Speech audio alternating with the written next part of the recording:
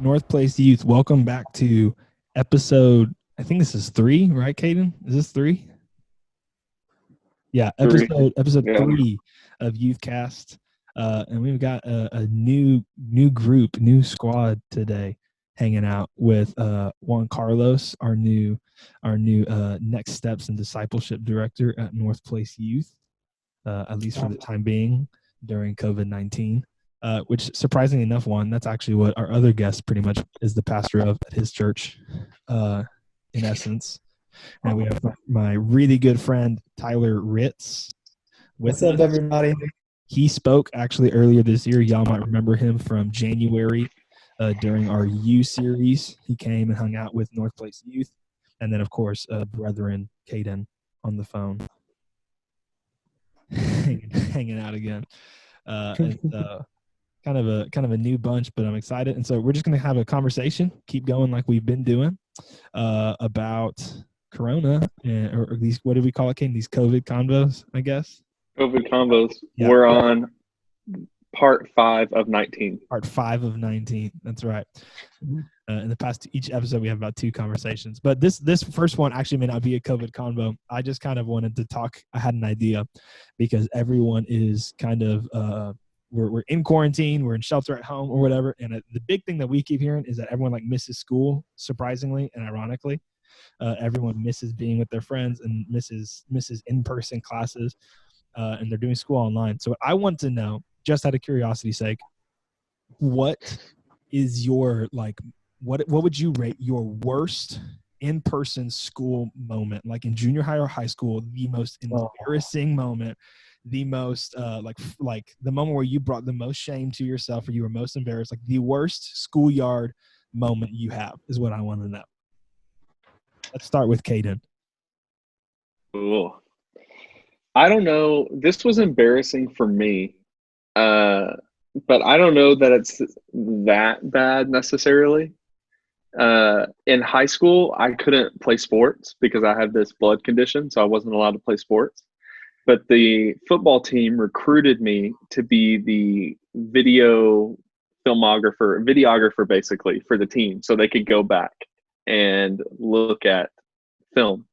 And so none of the schools, our school didn't have a lot of money. Other schools didn't have a lot of money. So nobody had press boxes for me to film in. So we would park the bus next to the field, and I had to stand on top of the school bus and film with this handheld camera for 3 hours by myself. That's amazing. There was only one press box in all 4 years, and it wasn't finished. So it was the sketchiest press box. Like the ladder shook as you climbed up. It was bad. That's amazing. Yeah. And so that wasn't just like a one time. That was like a season of your life. Yeah. That It's was like for about 3 months every fall. A recurring. You did it multiple times. Yeah. Wow. Okay. Tylor, you had a good face. Yeah, I'm trying to decide between 2 because I had a pretty embarrassing high school season. So I think I'm gonna give you both if that's okay. I want to hear them. The first one, it was like a bathroom issue. So not what you're thinking, but so every day I had the same routine. I would go to lunch, I'd sit with my friends, and then I'd leave and walk around for a little bit, and then I'd go to the bathroom. And it was like a bathroom right in public, like everyone was there around it. It was it was close to the cafeteria. I would go there every single day. I went into the bathroom and I realized I'm the only one in there this day. And I was like, oh, that's kind of weird. And I go to leave. I open the door and the door is locked. I'm locked in the bathroom. The janitor didn't know anyone was in there and locked it from the outside. There was no way to get out. And so I'm literally standing in the bathroom, banging on the door, yelling. No one is listening. No one can hear me. So I stand in the bathroom for 30 minutes. And I ended up having to I had to like illegally pull out my cell phone, call my mom and be like, Mom, I need you to call the office because I'm locked in the bathroom. So then the principal had to come and let me out of the bathroom and escort me to class. So that is, They walked you to class. they walked me all the way to class. Yeah. That is a walk of shame right there. It was pretty terrible. Okay, that's only the first one though. That's just the first one. So the second one, so one day, like I was in class and the teacher was like, hey, I need help passing these out, Tyler. And I was like, yeah, great, sure. So I like go and I'm passing out papers to everyone and I'm coming down this aisle and I don't see this kid's backpack in the middle of the aisle. So I'm like looking at the paper, trying to find the name. And all of a sudden I trip on the backpack and not like I fall a little bit, but like I crash head first. I hit my head on the desk in front of all of my classmates. So that's pretty embarrassing. But then a big knot bumps up on my head. So like for a week and a half, I have this purple knot on my forehead to remind myself and everyone else when I fell in front of my whole class. So Amazing. it was a doozy bit of a season there for me. Wow. I love that one.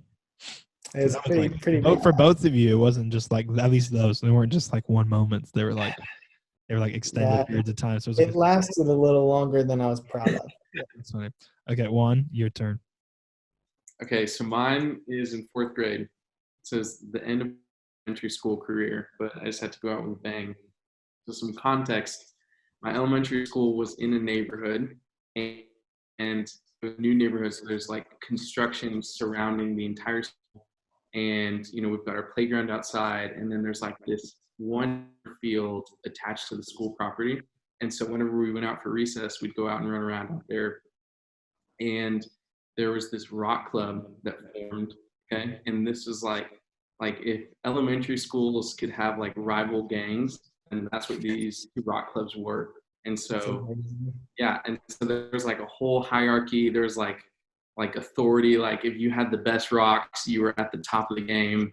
And so, me, I'm in 4th grade. I'm like lackey, I'm trying to make my way up the system. I committed to one of these like rock club gangs, whatever they were. And I was like, all right, boys, we got to work our way up. We got to get ambitious with the rocks that we collect. And so I started on the fence to the construction because they're like tearing up dirt. They've got all these boulders everywhere. They've got all these construction materials. And on the other side of this like 6-foot fence, I see this massive boulder. I'm like, boys, if we get that boulder, we're set, like we're good. And so, but it's like 100 pounds on the other side of a 6-foot wall. And so this takes some ingenuity to get and a little bit of desperation. So we grabbed these like rusted metal rods that were just like left from the construction. And we're like, boys, we can leverage the rock to launch it over the fence. And then once it's on our side, we're golden, which I don't know what we were thinking, because if we launched it over the fence, it would have, and we would have died. But that's where our heads were. So we start like trying to pry this rock between the fence with these rusted bars, and it's not budging. And we've got like 4 people in there, like putting all our might into it. And I'm like, I could stand on this rod and use my body weight as leverage. And so stand on it. And it's like starting to give.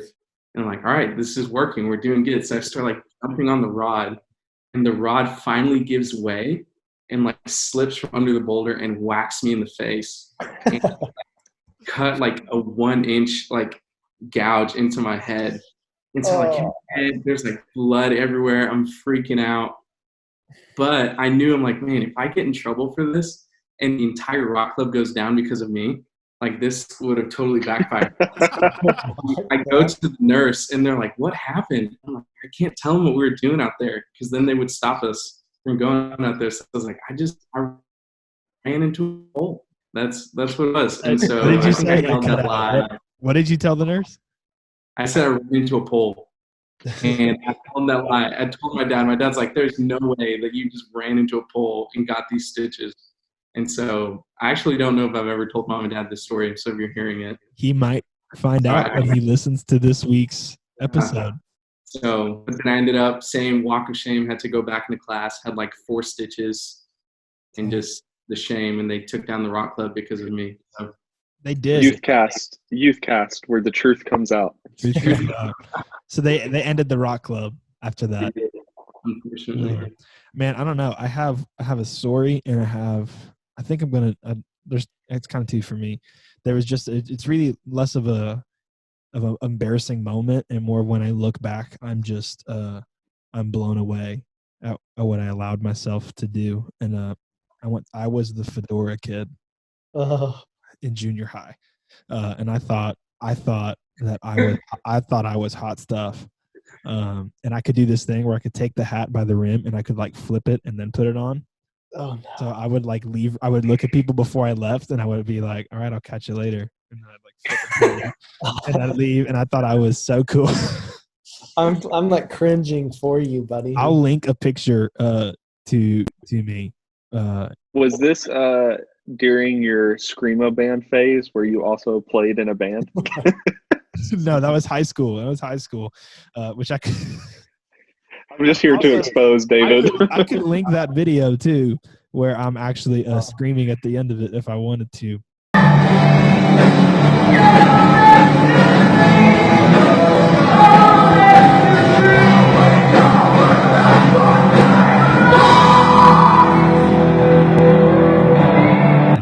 We had 2. We had the first one was called All Things to All. Actually, sorry, we had 3. The first one was called A Beautiful Tragedy. The best band name of all time. It was unbelievably awful. It was a beautiful tragedy. We only had one show, and it was for the kids ministry at my church, and we played our rock songs for the kids ministry. That was amazing. Best season. And then we started another one called All Things to All Men. Because we had a really new guy at our church, and he could sing really good, and he thought he was really cool at the time. And he joined the band, and then when he realized how bad we were, he actually dipped out. So that band died before we ever had our first rehearsal. Oh, that's good. And then the third one that was the most successful, where I was that screamo guy, was Eleutheris, which is Hebrew for freedom. And so, and so that was our band, and we had 4 shows. We had 4 shows. Yeah. That wasn't at school. That was just that season of life. But I would wear the fedora to school. Probably the most embarrassing moment at school. It was beginning of high school. When we had a swing set out there, and we were just kind of had free time, and so I was just swinging. And like used to like as you're swinging, you could like flip off kind of thing, like last second, like you like spin and jump off. People do those cool backflips. I could do it. I had done it a million times before, but this time when I did it, like the belt buckle on the back of my pants caught to the chain. Oh no! So when I went to flip up, I get like my pants pulled up, not all the way, but just enough to where I could not like they wouldn't go, and it just brought me back, and I hit my head on the grass, and it dragged me back through. I just see like. And so then I'm like hanging upside down when the swing finally stops with like my face all dirty, but my pants like halfway down because the chain is caught. It's incredible. That was arguably one of the worst, and I didn't really hang out with friends for a while. After that, I was too embarrassed. But yeah, those are all super good. The Rock Club will live in infamy. That's so good. For sure. And so I kind of want to transition from there into our I guess this would be a COVID convo, Caden, about what everything we're going through right now, everything that's happening, and is everyone, Tyler, you live in a different area than we do. Are you guys like in a shelter in place too right now? Yeah, we are. I'm like dying. My favorite thing is to not be in the house, but like to go and do stuff. And so like me and Hannah, my wife, are like every single day, like, what can we do today? I've been to Home Depot 12 times this week. I'm not exaggerating. I'm like going broke at Home Depot right now. That's so funny. That's good. David, I don't even mean to cut you off, but Tyler, what is it like with Hannah right now, who works in the like health industry? Yeah, so my wife is an ICU nurse. which she's like my hero right now. She's really, really brave. She's doing really well for me, and I think for just our family, it's a little scary. Obviously, she's like going into rooms where sometimes every time there's a chance of somebody being really sick, but man, what we're really learning right now is just to lean into the Lord. And it sounds like pretty cliche, but it's all we can do, to just trust that he's going to take care of us. And really what I think, like, I know that he has gifted her and called her to care for people. And for seasons like this. And so she's happy because she's getting to do what she wants to do and is called to do. So it's scary, but it's also really good. But yeah. No, that's awesome. That's super cool. Good question, Tyler. Not Tyler, Caden. I forgot. I didn't even really think about that she was still at work. She is. Yeah. That's crazy. Also, at some point before this is done, I believe North Place Youth need to meet Finley. He's over there sleeping, so I bet we could get him over here. We'll get him over there later. But I want to keep going with that because we are very isolated. We talked about isolation last week and kind of managing things at home. But Juan Carlos, you and I have had some pretty good conversations lately about how in these moments where we are alone, there's really a better. And we talked about this even in the sermon last Wednesday. How I believe that in moments where we are now more physically and socially alone than we've been in a long time. Yeah. I believe that even in that, there's a really, really incredible opportunity to go deeper spiritually. And I don't know why I want to talk about why that is or why that's happening. But maybe, do you think that part of the reason it's easier right now to maybe go? Do you feel like what do you think plays more to the reason that we're able to go deeper spiritually right now? Is it because we are less distracted, or do you feel like it's because in moments of desperation we kind of take desperate measures and look for some kind of answer? Maybe it's different for each person. I don't know. I think there's room for both of those. Like, there's like space, right? There we have more time than we've ever had, and like, we're trying to figure out, I think what Tyler was saying is we're trying to figure out what to do with our time, what to do with our attention. And there's opportunity to grow deeper in the Lord, and there's desperation and space in that. Like, I just thought of like Jesus when he was tempted in the wilderness for 40 days. There was time and space, but you saw temptation, but you also saw like deep nearness and intimacy with the Father. And so there's so many things around us that are grabbing our attention. Definitely a choice that we have to make. And how are we going to capitalize on this time? Do we want to take advantage and press into what Jesus is doing? And I think there's a grace to know him deeper, to spend more time with him, to experience his nearness. But also there's an opportunity to kind of lean back and press back. And that's where lies can come in. That's where boredom comes in. That's where complacency and comfort can come in. There's definitely room for both to happen. But I think you're right, a total grace to meet the Lord in desperation, because we have like the time to do that now. So yeah. Anybody else? I think something for me that I totally agree with Juan, but I think that right now what is gripping our world is fear. And so anytime that there's fear, and everybody just looks for the answer. And the good news for us is that we already know the answer. We already have the answer. It's Jesus. I'm always reminded anytime I'm afraid of something that happened to me when I was a kid. I was at this amusement park, and I was like little bitty. And I was riding this thing with my dad. It was like this claw, and it like took you up and then spun you around. And I get in it. You know how like it comes down and then it sucks in and it sticks and stays there the whole ride. So I was up in the air doing all these flips, and all of a sudden it popped up. So the latch was still attached, but it popped up. And I was tiny. I could have easily fallen out. And I started panicking. I was so afraid. And all of a sudden my dad just reached over and put his hand on my chest and held me in my seat. And he just kept saying, "Hey buddy, I've got you." and I'm not going to let you go. And don't worry, Dad's here. I'm holding you. Like, you're going to be okay. And the Lord always brings me back to that moment in moments of fear and unknown. And anytime I feel like I'm freaking out or like, man, I don't know how this is going to happen, it's almost like the Lord uses that fear to draw me in and put his hand on my chest and say, hey, buddy, I've got you. I'm not going to let you fail. I'm not going to let you fall.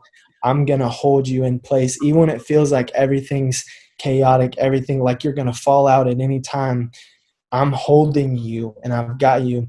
And so I think for me, that always draws me in. There is like the boredom, but I can find things to fill my time easily.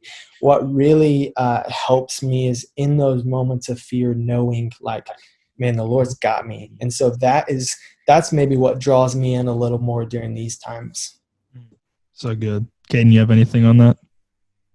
Yeah, I mean, I think, and if the audio cuts out at any point, just let me know and I'll backtrack. You're good. But I think it's to like with what Juan was saying, or what both of you were saying, I guess. I feel like it's a mixture of both. I think we're more desperate than we've been in a long time. But I think on top of that, we are less distracted. But even if we could go back, I think there's a certain aspect of we've probably been desperate for the Lord before, but we've been too distracted to be in our desperation. Yeah, that's really good. And so I think that this time has kind of taken that away from us. And it's like, we have things to do. Like, I'm really behind on homework. I have stuff for the church to work on. And so it's like, it's not that I don't have anything going on, but half of my distractions have been removed from me. And so I don't have a choice but to wrestle with my desperation. And so I think this time has just been perfect to draw us to the Lord, because there's nothing else we can do. I mean, there might be physical things we can do, but there's nothing emotionally for me to do but to go to him. I've talked about that. That's really good. And I don't remember which one, in one of the weeks of I Hate Being Alone, the series that we're doing on Wednesdays, about how really we're not more, I don't think we're more alone than we were before. I think because of things like how distant we can be in person because of social media, or how distant we can be in person because we don't really know how to connect or have real relationship. I think we actually are probably about as alone in our emotions as we were before. We are just now forced to deal with it in a new way. Like we're made, because there's not as many things to distract ourselves with, we are actually now more aware of how alone we feel on a regular basis. We're just now physically isolated. So our emotions are kind of that feeling of isolation we have in our soul and in our emotion is now colliding with our reality. And because of that, we're like in this panic of like, oh my gosh, I don't really know what to do. But I think, Katie, what you said, and then really what all of you said is super good, is like, that's an opportunity to do one of two things: to just kind of sit and seek more distraction. Week one of I Hate Being Alone, we said, we have a greater purpose, and our motivation in life is meaning. And if we don't have that, we'll try to distract ourselves with different things. And so I think as we're alone, we can try to distract ourselves with all of these supplemental things, or we can really understand and then like lean into the reality that Jesus has got me, that God has got me. And if I can just lean into that reality, that I'm alone and I'm aware that I'm alone, but also he's all that I need. So I'm really not alone at all in this. And that's a kind of a weird thought. I want to know this. This wasn't a planned question, but how do you handle that? Like, knowing that you're not alone because Jesus is with you is one thing, but how do you handle the feeling of being alone with the knowledge that he's with me? So I'm really not alone. But when your thinking doesn't match how you feel, how do you handle that, especially in terms of this being alone? You know, the Bible talks about taking every thought captive. So what I always think, like when those things come up and I'm feeling that loneliness, especially like when Hannah goes to work, she works the night shift. So I'm alone a lot. Whenever I feel that loneliness or like, man, I'm missing out on something, I just take that thought captive to the truth and say, like, just coming back and even just remembering, you know what I'm feeling is valid because it's what I'm feeling, but it's not truth. because I'm not alone. So bringing it back to God's word and saying, this is not what you told me. This is not the truth that I know. And so it's like it seems really simple, and maybe it even is, but it's like just even the thought of coming back to this is what I know. It just is such a great reset for me that way. Yeah, really good. Anyone else? Yeah, I think you're totally right, Tyler. That process of taking every thought captive, and then Roman talks about renewing your mind. Yeah. And so the more that you do that, the more that you step out in faith and say, okay, this is the truth. This is what I'm choosing to walk into, that Jesus is that you're near. And then also acting. Faith is expressed in the way that we live, right? It's not just when you believe something and then you do something based off that reality. So if I believe that Jesus is near, then I'm going to spend time with him like he's with me. And so responding off of, like, not only proclaiming the statement, but responding and living according to it. And there's going to be days where you don't feel it. Like this morning, my time with God, I didn't feel it, but I spent time, okay, Lord, this is who you are. Jesus, I know that you're near, so I'm going to spend time with you. And then there's moments over the past few weeks where I've encountered Jesus in powerful ways. And so as you continue in that process of renewing your mind and stepping out in faith and responding to the truth that you're living in, then he's going to show up and he's building that history. It's so fun. Super good. Caden? Yeah, I mean, I agree with them. I don't really have anything new to add to that, but I agree with what they said. No, totally. It's really good. I think it's really important. But to do that, like Juan, what you said, I think, and that's going to kind of lead into our last piece here that's a little more practical, is like whenever I am faced with that dichotomy, I'm faced with that tension. I know he's near. I know I'm not alone because he's with me, but also I feel isolated. I feel alone. I feel like no one understands. I feel like no one really gets what I'm feeling or going through or facing. I have to be able to revive truth within me. I have to be able to spark that kind of just that passion, that understanding again. I have to remind myself of that. And so you said for you, it's like, it's always going back to the word. And I think it's a really crucial one. It's like, I just have to base my truth not on my feeling. The world bases truth off of my emotions. Like what I feel is truth. What I'm facing is truth. But we have a higher source of truth than maybe other people, which is the word of God. And so it's like, I got to be able to go, okay, I know truth is found here, and this truth says that he's with me. So even if I don't feel like it, what's the truth? The truth is what his word says. So that's one practical way. What are some other practical ways that you are using this time to align yourself with truth and also to grow closer to Jesus in this space where we are physically distanced from other people? How are you practically taking this time to grow more deeper in your relationship with Jesus? I think for me, no, you go. You got it. You started first. You go on. But I think for me, worship has been so fun, and just getting to play worship music and start and come to the throne of heaven with thankfulness is a great way to align heart with the truth of God. Because when you start listing the ways that he's been faithful in your life, and you start realizing all the things that you've been blessed with and the ways that he's been good, your heart realigns with his character, and then you get to magnify and worship him. And so, and the ways that I've met him in my room are so powerful. You start with a heart of thankfulness and just give him room and worship him and magnify him. In the same way that for him in a church building, you could do that in your bedroom. And it's just about aligning your heart and giving space to see him rightly and then follow him in what he's doing. So I think reading the word and worship is a great way to get your heart aligned with what you're saying that you believe. So, yeah, I think that's really practical, especially if this is like a new concept to someone where it's like, I don't really know how to dive deeper into a relationship with Jesus or how to grow in that. Like when you're getting to know a friend or even someone you're dating, like someone that you're like trying to build a relationship or friendship with, you don't always know the right thing to say. You don't always have it put together, but you leave space. You leave space for that to kind of develop and for that to happen. And so I think what you said is really good. Like sometimes you just got to sit, like practical, like have some worship music, have something that kind of helps you clear your mind from all the other distractions that are in your home, and just sit there and like just say what you're thinking and kind of see what happens. Like get into the word, like see what he says to you, and just kind of like let that develop and see how that's going to grow. And it is going to draw you in. He is going to draw you in deeper into those conversations and into really just into who he is and what he has for you. That's really good. Caden, you were going to say something earlier.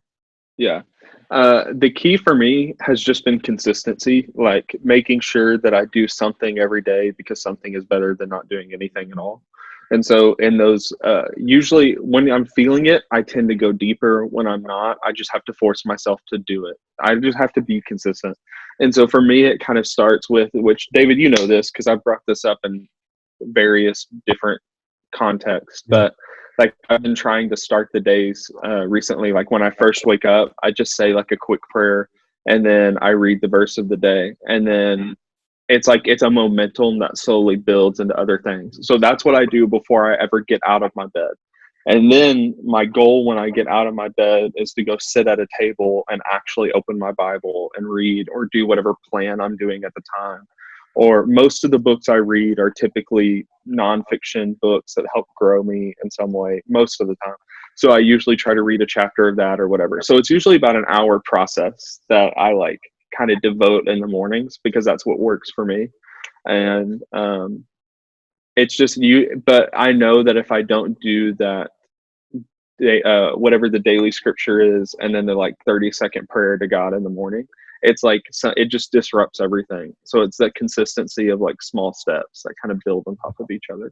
Yeah, something that Caden and I heard from one of Caden's friends and mentors recently was really, he compares this idea of like growing and diving deeper into my relationship with God, and how I do that with the biblical idea of fruit, and how it's like, you have good fruit, you have bad fruit. But he uses a phrase that I loved, and I've started to use is there's three different types of fruit that I can give God.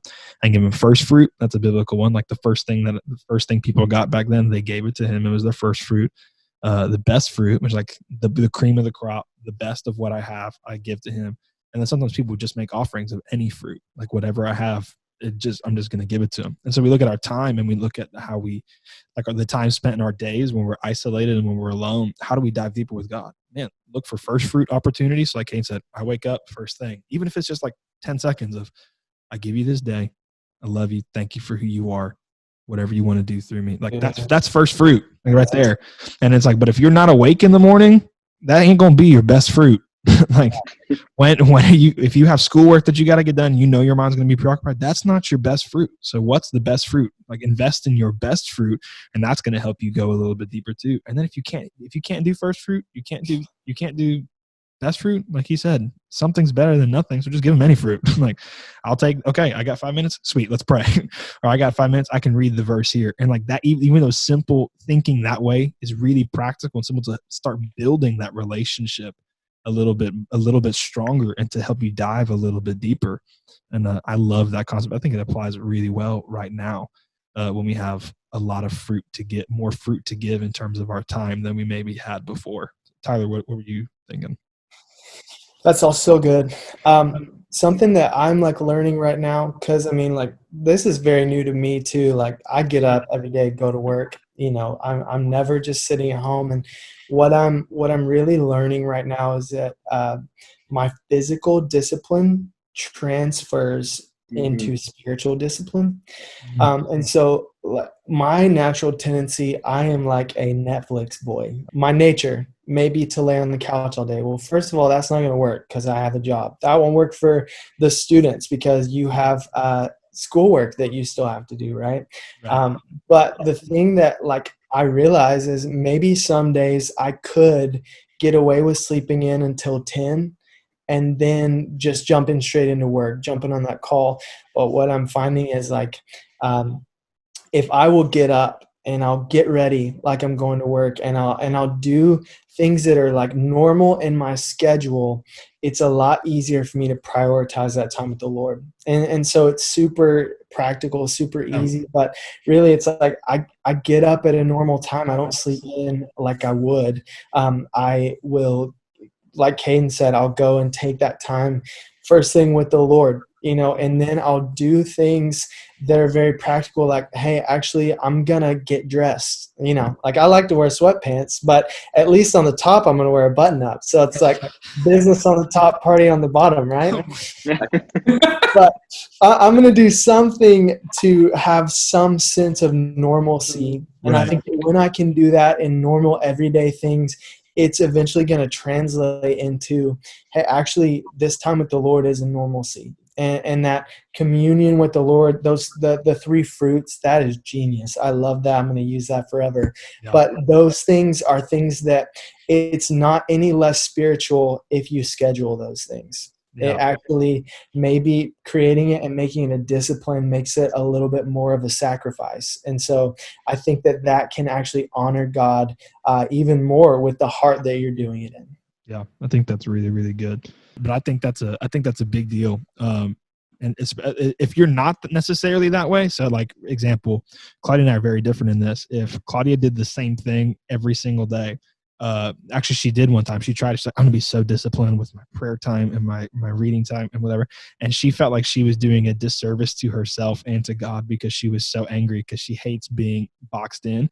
And so she was just like, my life is miserable. I can't do this. Now me, if I want to have that consistency with the Lord, it needs to be like at the same time, same thing. Yeah. Like, and that helps me. So you just got to know yourself a little bit. We talked about, that's a big part of all this, like how extroverts and introverts handle all of this. We talked about that last week. It's going to be totally different for you. So you have to really begin to just look and know yourself, but figure out ways. Okay, do I need to be more disciplined in this, or do I need to relax in this? Am I making this too religious, or do I need to actually, without some discipline and without some prioritizing, I'm going to miss out on going deeper with God. But so yeah, know yourself, figure that out, and then start to just take simple, small steps. You don't have to you don't have to spend an hour in prayer right away. You don't have to go all the way deep, right away. You can just start with little things, little daily things that help and begin to grow. Juan, we talk about that a lot. Sometimes it's the baby steps. It's the little bit that you start doing, and then as you take those steps, as you keep walking in that, eventually it's like, this is just who I am. Mm-hmm. This is just how it is for me. And then it becomes a part of who you are. And so even I think as we do that, as we're taking those little steps that are going to help us grow spiritually deeper, we can come back then when we're with people again, and they're going to notice something different. They're going to see something different. They're going to be like, man, like you didn't waste, like you don't have to waste this time spiritually. Like that doesn't have to stop. That doesn't have to end, actually, because like we said, we may feel a little more desperate and there's less distractions. It actually may be a really good opportunity to just see him in a new way and to dive deeper into that relationship. Okay. So I think it's going to be awesome. Guys, that's all the time we got for week 3 of the Youth Cast. But shout out to Caden, at Caden. Is it just at Caden Jarrett on Instagram? Go give him a follow. Juan Carlos is Instagramless. Still. It's sad. I tried to tag you with something the other day. It didn't work. Tyler is at Tylor Ritz with an O. Tylor Ritz is how it is on Instagram. Go give them a follow and shout out. Tell them thanks for hanging out with us. North Place Youth, we love you. And we will see you next Friday for episode 4. Bye, guys.